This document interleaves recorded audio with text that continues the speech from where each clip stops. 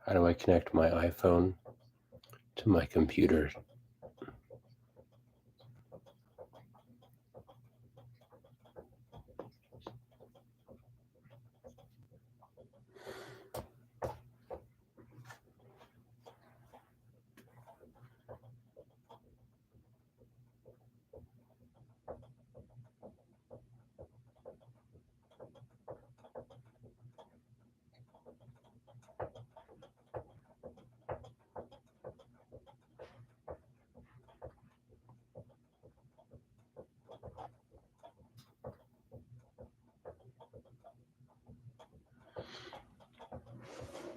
How do I connect my iPhone computer to my Mac? How do I connect my iPhone's camera to my Mac laptop?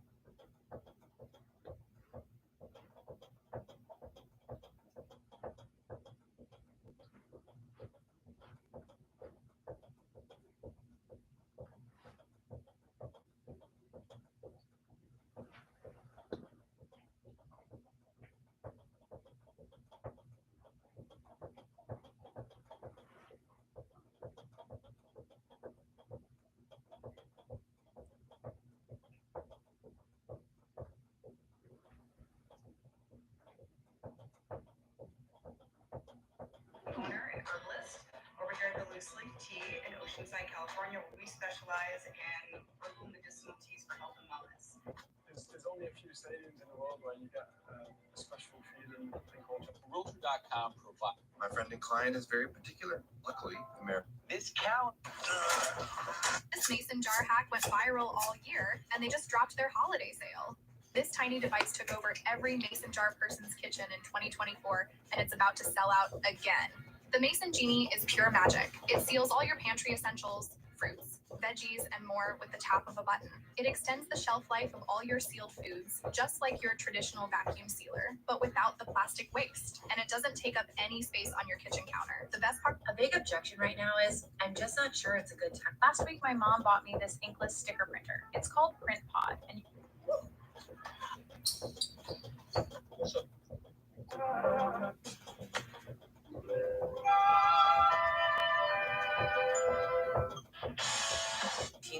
someone who has everything. I want you, I need you, oh God. Don't take. The perfect toy designed to be exactly what your children need as they grow. The Miniscope, a portable microscope that lets your kids explore the fascinating world. They'll be playing outside all Hello, everyone. for an infinite number of mind-blowing discoveries. It's an addictive, healthy hobby that grows their curiosity, love for learning, and imagination. It's also an easy, pocket-sized tool you can take everywhere with you, turning every trip into a fun bonding moment. No wonder thousands of parents are saying it's the perfect developmental toy. Gift your kids a toy they'll love endlessly. Your Little Scientist is having a 50% off.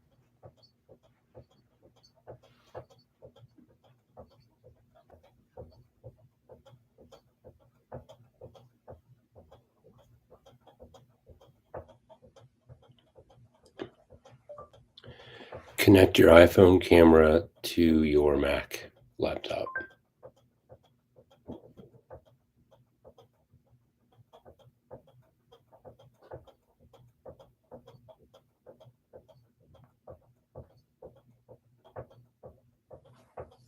With the latest Ventura OS update for Mac, you can now use your iPhone as a web camera for any Mac using Continuity Camera. So even if you're using the best web camera available on a MacBook, like this one, your video is going to look like this. Isn't it way better? Well, it's easy to set up, and I'll get into it in this video.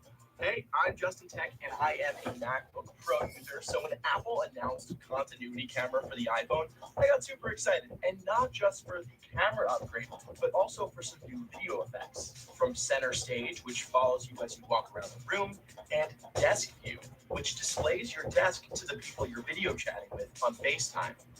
I'll be covering how to do all of this in today's video, so let's get into it.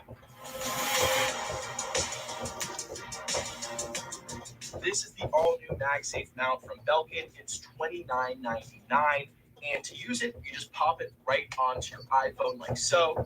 It connects. It's got this little socket for your finger. You can twist it around, FaceTime like that, or just use the phone with one hand. And you can also put it on your desk and use it as a little stand. Now, the most important part and relevance in today's video is this hinge right here. So this can be pulled out and then placed right onto the laptop, and then your cameras are right there ready to be used with FaceTime or Zoom or any video chatting app. This mount isn't mandatory. You can use any other stand. In fact, I have one that I use at the office that will work really well. Plus, Dan Ackerman of CNET also 3D printed his own.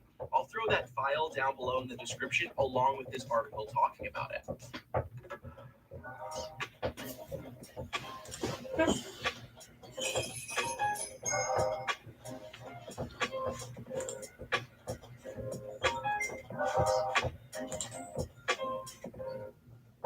Before you can start using Continuity Camera, there are a few things you need to set up on both the iPhone and the Mac, so let me show you how to do that now. The first thing you'll need to do is make sure that Wi-Fi and Bluetooth are turned on for both devices and that they're both logged into the same iCloud account. On the Mac, to check your iCloud account, just go to System Settings, and then you'll see right on top, you've got the ID, and that means you're signed in. If you don't see an ID, that means you need to sign into your iCloud account. Once that's signed in, you're good to go on the Mac. On the iPhone, let's also check the iCloud account now too. So let me show you how to do that now. The first thing you'll need to do is make sure that Wi-Fi and Bluetooth are turned on for both devices and that they're both logged into the same iCloud account. On the Mac, to check your iCloud account, just go to System Settings, and then you'll see right on top, you've got the ID, and that means you're signed in. If you don't see an ID, that means you need to sign into your iCloud account. Once that's signed in, you're good to go on the Mac. On the iPhone, let's also check the iCloud account now too. First, you'll need to go to Settings, and on top, you'll see the iCloud account. If you're not logged in, you'll need to log in. And then next, you'll need to go down to General, and then you'll need to go to Airplane Handoff and make sure that both Handoff and Continuity Camera are turned on. From there, you are ready to go and start using your iPhone as a camera on your Mac. I'm going to open up FaceTime, and then it automatically switched to my iPhone camera. And that's because if you go up to video in the top left, you'll see I have automatic camera selection on. If that wasn't turned on, it would start with the FaceTime HD camera, which, check out the difference, is way more blurry. Wow. Like, this upgrade between the two is obviously notable, and I would absolutely opt to go with this camera for sure in most meetings. And also, if like you're an actor and you're doing like a casting call, you'll want like the clearest quality video for something like that. Now let's go check out how you pick it up on Zoom. It's pretty similar as you do it with any other. You open up Zoom, go to Zoom Preferences, and from there you'll go to Video, and you'll choose. It's already set on just-in-time camera, and there you go. Now,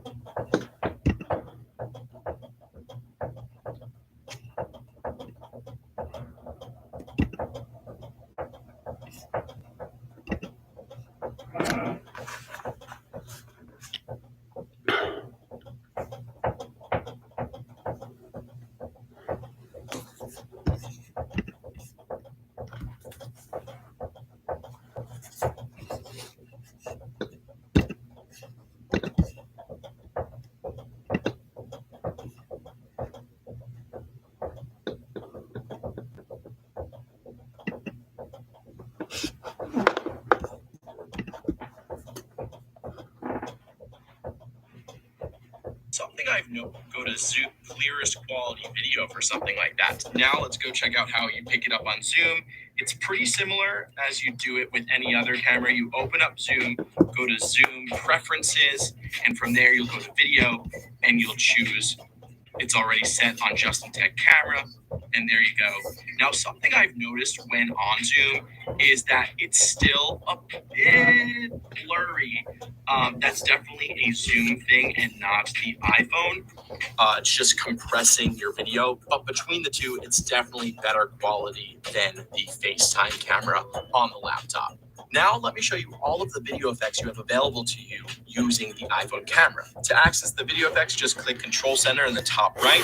You'll see video effects in the top left. Give that a click. And first, let me show you portrait. What it does is it blurs out the background, similar to portrait photos on iPhone. Now there's also studio light, and you can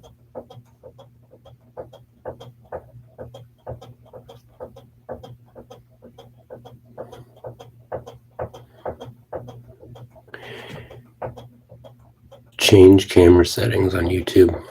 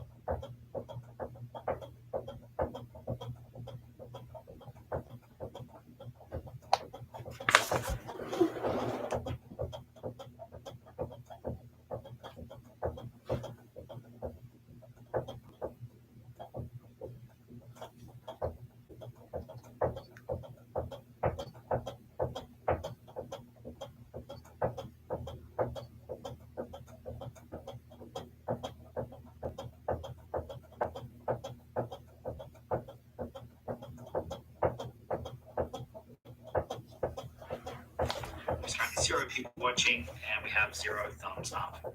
Joys of doing an unlisted video. All right, so when you're done and you want to wrap up your stream and close it out, you want to hit the X up in the top corner here, and we can end our stream. It's going to give us some basic analytics again with views, number of viewers, how long we were live for, etc. We can press on done, and it's automatically going now and it's uploading an HD or a high quality version of our live stream. And once that's done, that video is then going to be live on our channel. Now, if you press the 3 little dots on the side of that video there, we have the ability to delete our upload, to cancel the high definition upload, or we can edit our video here too. Again, change things like your title, the description, visibility, and so on. So that's the most basic way to go live on YouTube from your computer or your mobile device. Now, for those of you looking to step it up and add things like animated titles, bring in guests, share your computer screen, or even connect multiple cameras, this is where some more professional live streaming software is going to allow you to do that. Now, there's so many different options out there when it comes to live streaming software for desktop and mobile. On on desktop first, and we'll jump into mobile straight after. Now I'm showing you on a Mac, but the process is exactly the same on PC. Now the first thing you need to do is make sure that you do have live streaming enabled on your channel. So you want to click on your profile picture in the top right hand corner, come down to YouTube Studio, come down to settings, then to channel, go to feature eligibility. And you want to make sure that you've verified your channel, which is this bottom section here. So if we click on this, we can see that because our channel is verified, we have access to live streaming. So if your channel isn't verified yet, there will be a button over here for you to verify your channel. With that out of the way, we can close that out. We just want to come up the top here to create, and then we can choose go live. So if we just want to go live right now, we come over here to webcam. We give it permission to access our webcam and our microphone, and we can see in the background. From here, we want to give our YouTube live stream a title and a description. We can then upload a thumbnail image just as you would with a regular YouTube video. I recommend that you are doing that. So we can click on this, go ahead and find our thumbnail image and hit open. We can add our live stream to a playlist if we'd like. We also need to specify here if our live stream is made for kids. So we've just got a yes or no down the bottom here. So we're going to leave this as no. Now you'll probably find that a lot of these settings are just fine as default. But if you want access to a lot more settings, then you click this show more button down here. We can tag this live stream as a paid promotion. We can have automatic chapter markers added, automatic place mentions added to the video as well, along with tags, languages, and a lot of the other settings that you would have for a regular YouTube video too. Again, a lot of these as their default settings are going to be fine. From here, you want to click next, and that's going to take us across here to monetization. So if you are part of the YouTube Partner Program and you can monetize your content, you can turn that on or off in here too. I'm going to leave this one as off. The next one over is customization. In here, we can turn on and off live chat, access to the live chat replay. We can control who can actually send messages while you're live, anyone or just your subscribers. We can also set a delay on how long people need to wait between adding comments to your live stream too. And if we come across and go next again, then this is our visibility. So whether our live stream here is going to be a private one, unlisted, members only, if you're running YouTube channel memberships, or if it's going to be public for everyone on your channel to see. So for most people, I'd imagine you want to set your live streams here to public, but for the purposes of this video here, I'm going to set this one to private. And we can also schedule our live stream here too. So it's going to default to the current date and time, as if you want to go live right now. But if you do want to schedule this for a time in the future, then you can pick the day and time and lock it in that way. I'm just going to go ahead and click on done. It's going to create our private live stream in this case. And this is now where we can preview our stream. So if we want to make changes to any of those settings that we just applied, we can hit on edit, and it's going to take us back to all of those options. We can change out the thumbnail here as well, but we can also see how many viewers are currently watching or waiting to watch your live stream when you started, how many likes you've got, and if there's been any revenue from super chats or super stickers in your stream already. So from here, you want to choose your webcam. I'm going to go ahead and choose the C922 here. We can choose the microphone, which I would choose the C922 as well, so not to mess up the screen recording. We can hit share to grab a shareable link that we can send out. This is our link here. We can hit on here to copy this. We can then share that out to let our audience know that we are going live. We're going to hit close on that. All we need to do now is go down here. Live. See, it takes actually start, and then we are live. Now you will be live from the moment that it says you are live. So a lot of people we sort of see pause and wait. No, when it says you're live, just go. Treat it as if you're live, even if you're not seeing anything happening in the chat or anything just yet.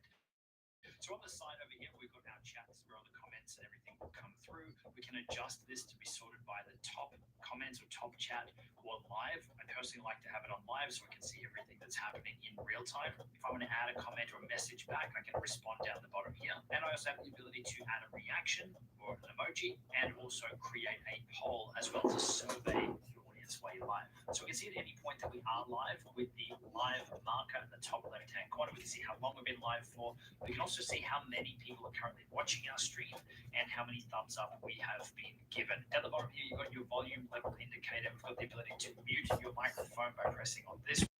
Next one here, share, will get us again that share link that we can send out. And when we're all done, I'm going to close out the stream. We can just come down here to end stream. Do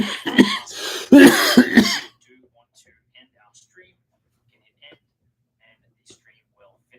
This is where you presented with some analytics from your stream with the number of views, peak concurrent viewers, the total number of people who are watching at any given point, point, how much watch time this is for your channel, duration, and so on. And the process for live streaming on your mobile is very, very similar, but there are some requirements or restrictions that you will need to meet that you don't need to meet on desktop. So if we scroll down here, this is YouTube's article on what those requirements are. To live stream on mobile, you need to have 50 subscribers on your channel and no live streaming restrictions that have been applied to your channel in the last 90 days. Again, you need to verify your channel, which I took you through the process to do that, showing you on desktop. So the process is exactly the same here. And you also might need to wait 24 hours before you can start your first live stream.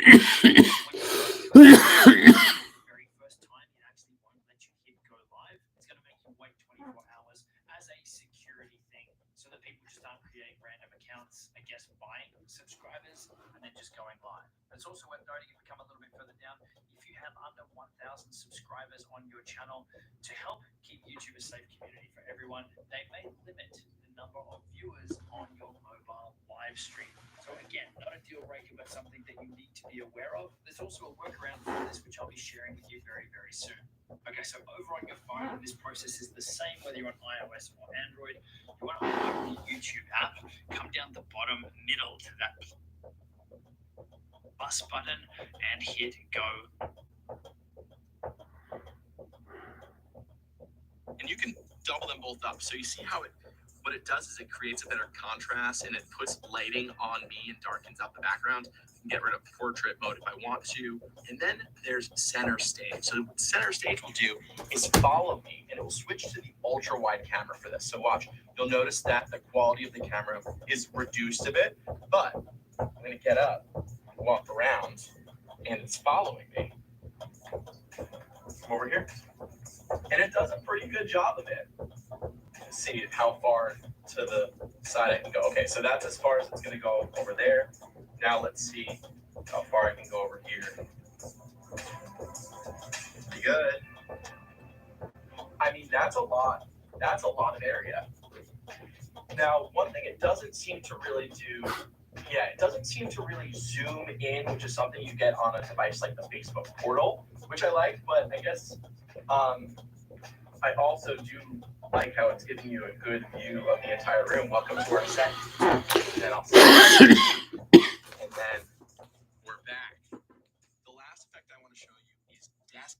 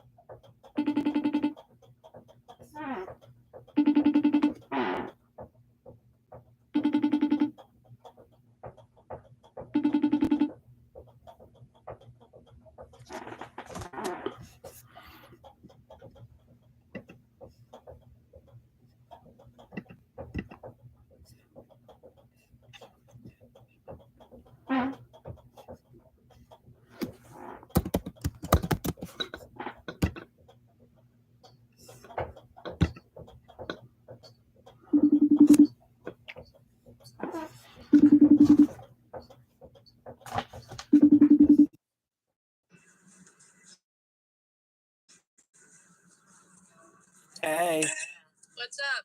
I'm playing around. I'm testing. Oh, God damn it. oh. Ah! Okay. Okay,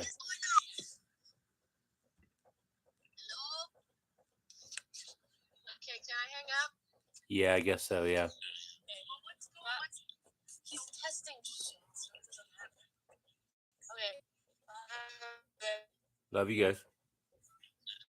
You too. In a minute. Bye.